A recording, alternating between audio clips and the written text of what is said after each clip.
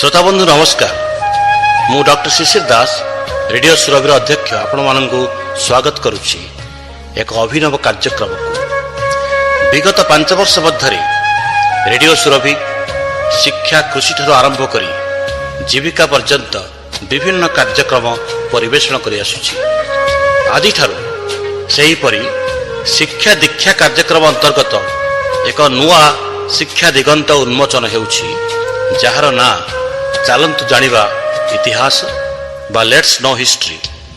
यही कार्यक्रम द्वारा ओडिशार महाविद्यालय पढ़ुवा छात्र छात्री एवं विभिन्न प्रतियोगितामूलक परीक्षा देउथिबा प्रार्थी माने विशेष उपकृत हेबे। रेडियो सुरभिर यही अभिनव कार्यक्रम सारा भारतवर्ष रे प्रथम बोली अभिहित करा जाई पारे। यही ऐतिहासिक कार्यक्रम समस्त प्रश्नोत्तर प्रस्तुत करिसंती इतिहास विभाग प्रोफेसर कामाक्षी प्रसाद दास और सहयोग करिसंती श्रीमती नीलिमा दास। आसंतु सुनिबा इतिहास। नमस्कार।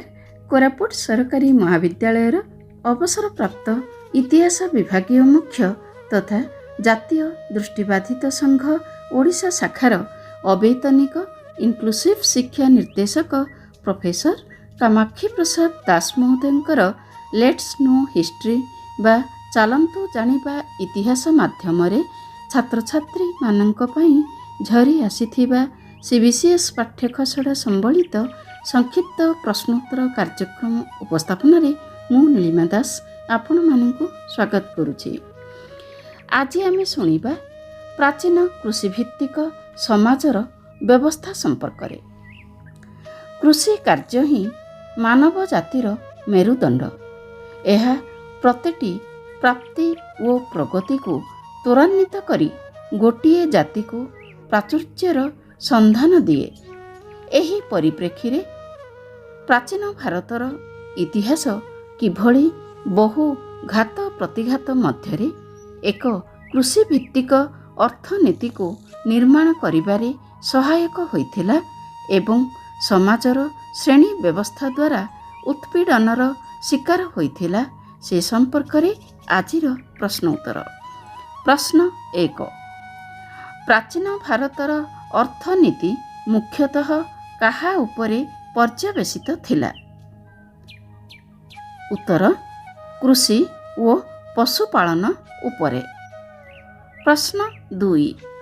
ख्रीष्टपूर्व 300 बेलकु कृषि भित्तिक अर्थनीति को केउ माने नियंत्रण करुथिले? उत्तर एक गोष्ठी। प्रश्न 3। प्राचीन भारत रे कृषि भित्तिक अर्थनीति काहार मानदंड थिला? उत्तर सही समय रे बसवास करुथिबा मानव जातिर। प्रश्न 4। प्राचीन भारत रे कृषि भित्तिक अर्थनीतिर मानदंड किभली निर्धारित हेउथिला? उत्तर तत्कालीन समय रे विभिन्न गोष्ठीक द्वारा उत्पादित कृषि उत्पादनर हाराहारी को नहीं निर्धारित हेउथिला। प्रश्न 5। प्राचीन भारत रे कृषि भित्तिक समाज रे संपत्तिर प्राथमिक उत्स बा मूल उत्स काहाको कहा जाउथिला? उत्तर चाष जमी को। प्रश्न 6। प्राचीन भारत रे कृषि भित्तिक समाज केउ समयरू समृद्धि लाभ करिथिला बोली जणा जाए? उत्तर ख्रीष्टपूर्व 8000 ठारू। प्रश्न 7। प्राचीन भारत रे कृषि भित्तिक अर्थनीति केउ व्यवस्था द्वारा प्रभावित होइथिला? उत्तर प्राचीन भारतर सामाजिक श्रेणी व्यवस्था द्वारा। प्रश्न 8। प्राचीन भारतर कृषि भित्तिक अर्थनीतिर मुख्य केन्द्र केउ माने थिले? उत्तर कृषक समाज ओ श्रमजीवी माने। प्रश्न 9। प्राचीन भारतर कृषि भित्तिक अर्थनीति को नियंत्रण करिबा पई समाज रे କେତୋଟି ଶ୍ରେଣୀ ସୃଷ୍ଟି କରାଯାଇଥିଲା ଓ କ'ଣ କ'ଣ? ଉତ୍ତର 3ଟି ଶ୍ରେଣୀ, ଯଥା ଶାସକ ଶ୍ରେଣୀ, ସହରାଞ୍ଚଳର ଲଘୁ ସମ୍ପ୍ରଦାୟ ଓ ସ୍ୱାକ୍ଷର ଲଘୁ ସମ୍ପ୍ରଦାୟ। ପ୍ରଶ୍ନ 10।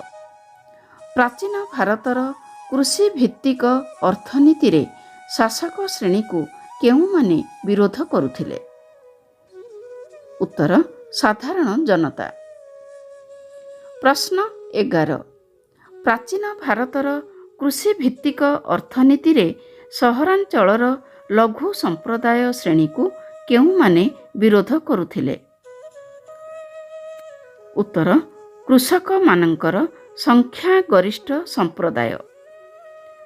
ପ୍ରଶ୍ନ 12। ପ୍ରାଚୀନ ଭାରତର କୃଷି ଭିତ୍ତିକ ଅର୍ଥନୀତିରେ ସ୍ୱାକ୍ଷର ଲଘୁ ସମ୍ପ୍ରଦାୟ ଶ୍ରେଣୀକୁ କେଉଁମାନେ ବିରୋଧ କରୁଥିଲେ? ଉତ୍ତର ନିରକ୍ଷର ସଂଖ୍ୟାଗରିଷ୍ଠ ସମ୍ପ୍ରଦାୟ। ପ୍ରଶ୍ନ 13।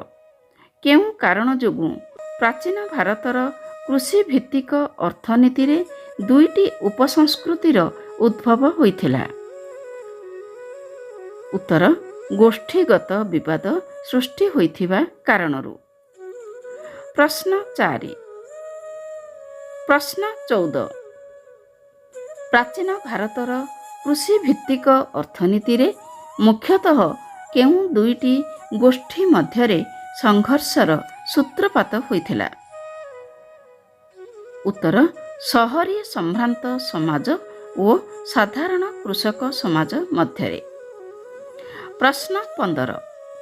ପ୍ରାଚୀନ ଭାରତର କୃଷି ଭିତ୍ତିକ ଅର୍ଥନୀତିରେ ଭୂମିର ମାଲିକାନା ସତ୍ତ୍ୱ କେଉଁ 3 ଗୋଟି ବ୍ୟବସ୍ଥା ଦ୍ୱାରା ନିୟନ୍ତ୍ରିତ ହୋଇଥିଲା?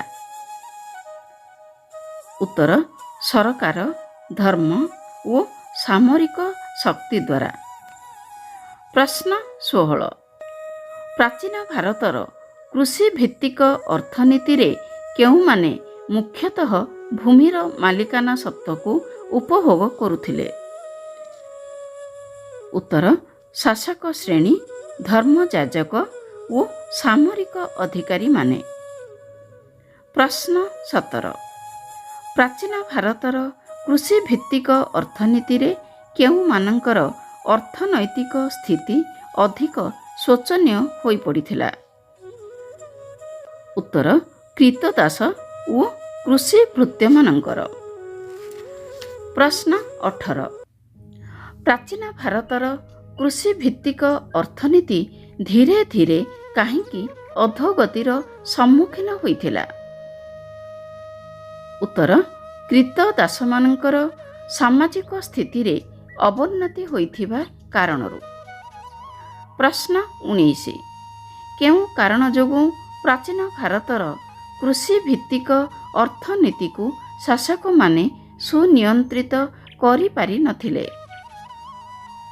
ଉତ୍ତର ନିଜ ଦକ୍ଷତାର ଅଭାବ ଯୋଗୁଁ। ପ୍ରଶ୍ନ 20। ପ୍ରାଚୀନ ଭାରତର କୃଷି ଭିତ୍ତିକ ଅର୍ଥନୀତିକୁ କେଉଁ କାରଣ ଯୋଗୁଁ ଶାସକମାନେ ଲୋକାଭିମୁଖୀ କରିପାରିନଥିଲେ?